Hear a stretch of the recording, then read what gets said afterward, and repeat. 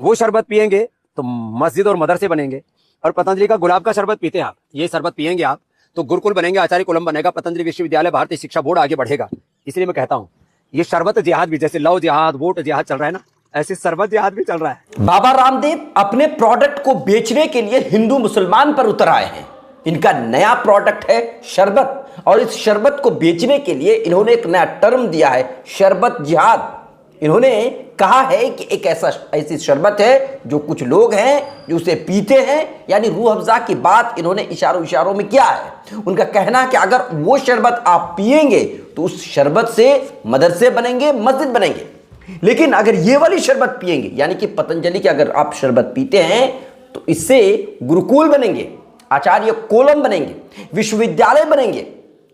ये बाबा रामदेव अपने प्रोडक्ट को बेचने के लिए प्रचार कर रहे हैं।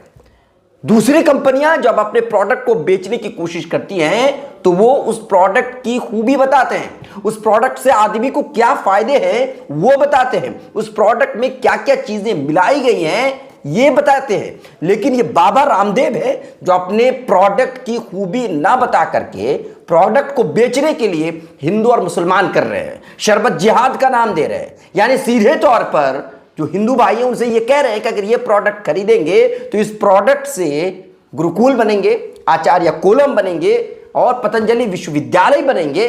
यानी कि अगर ये सीधे तौर पर अगर कहते, हिंदू मुसलमान ना करते तो शायद इनका प्रोडक्ट नहीं बिकता, क्योंकि इनके प्रोडक्ट हमेशा ही लैब टेस्ट में जाकर के फेल हो जाते हैं। और इसी वजह से इन्होंने सोचा कि क्वालिटी तो अच्छी नहीं है, अगर क्वालिटी के बारे में बताया जाएगा तो लोग हो सकता है इस शरबत को ना खरीदे, लोग हो सकता है कि इस शरबत से जान छुड़ा ले, कोई खरीदे ही ना।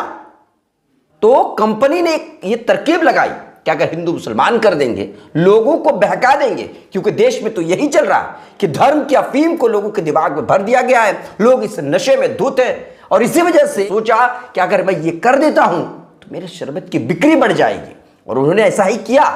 अब आप समझिए, शरबत की खूबी न बता करके, शरबत की क्वालिटी न बता करके, शरबत में जो प्रोडक्ट्स इस्तेमाल किए गए हैं, जो चीजें इस्तेमाल की गई हैं, वो चीजें न बता करके शरबत को बेचने के लिए हिंदू और मुसलमान का सहारा लेना पड़ रहा है। इसे एक शरबत जिहाद का नाम दिया जा रहा है। यानी रूह अफ़ज़ा अगर कोई खरीदता है तो उससे मदरसे बनते हैं, मस्जिद बनते हैं। अगर ये खरीदा जाएगा तो इससे गुरुकुल बन जाएंगे, विश्वविद्यालय बन जाएंगे।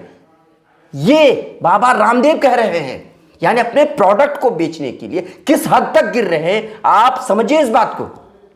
और हैरान करने वाली बात तो यह है कि साहब को जब अपना सामान गल्फ कंट्रीज में बेचना होता है, अरबी देशों में बेचना होता है, तब ये हलाल सर्टिफिकेट लेते हैं। ये जो सर्टिफिकेट अभी आप देख रहे हैं, जमीयत उलमा हिंद ट्रस्ट की तरफ से हलाल सर्टिफिकेट इस कंपनी को, पतंजलि को दी गई है। कुछ प्रोडक्ट्स हैं जिनके लिए हलाल सर्टिफिकेट उन्होंने लिया है, और ये टाइम्स ऑफ इंडिया की रिपोर्ट है, इसमें आप देख सकते हैं।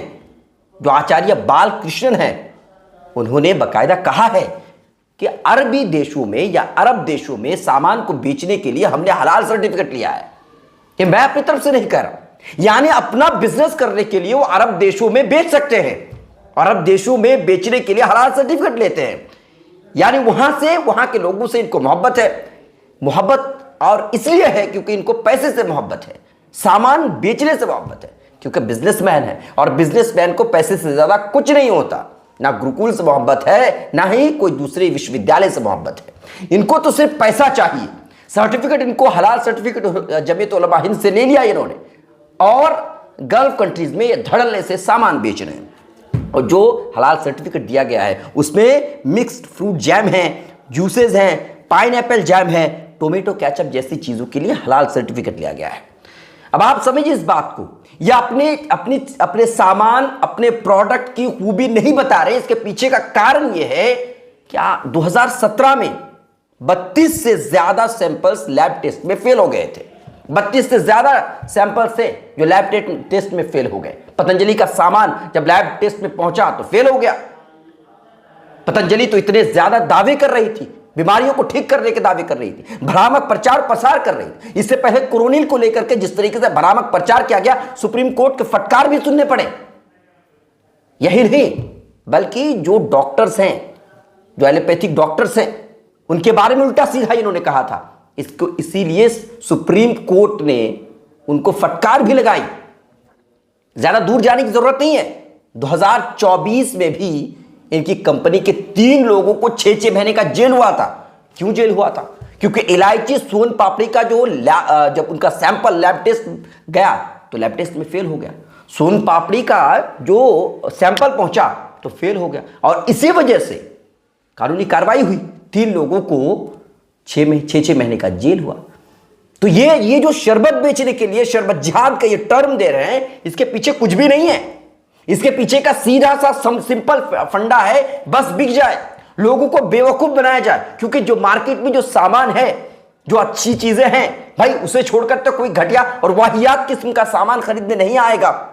और उसको खरीदवाने के लिए, लोगों को बेवकूफ बनाने के लिए एक तरीका है जो बहुत आसान है, वो है हिंदू और मुसलमान करना। अगर हिंदू और मुसलमान हो जाएगा, शरबत जिहाद का नाम दे देंगे, लोगों को कह देंगे कि आपका ये पैसा यहां जा रहा, वहां जा रहा, मस्जिद बन रहे हैं और मदरसे बन रहे हैं, तो हो सकता है लोग खरीद ले, हमारा सामान खरीद ले। हम बेवकूफ बनाएंगे। गुरुकुल की बात करेंगे, आचार्य कोलम की बात करेंगे, पतंजलि विश्वविद्यालय की बात करेंगे, तो लोग बेवकूफ बन जाएंगे।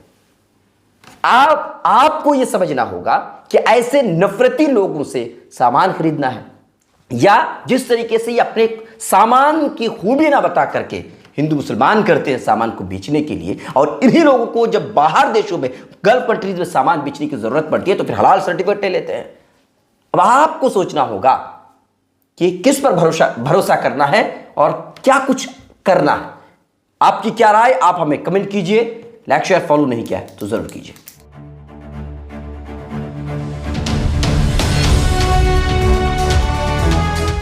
ट्रू रिपोर्ट्स, सच आप तक।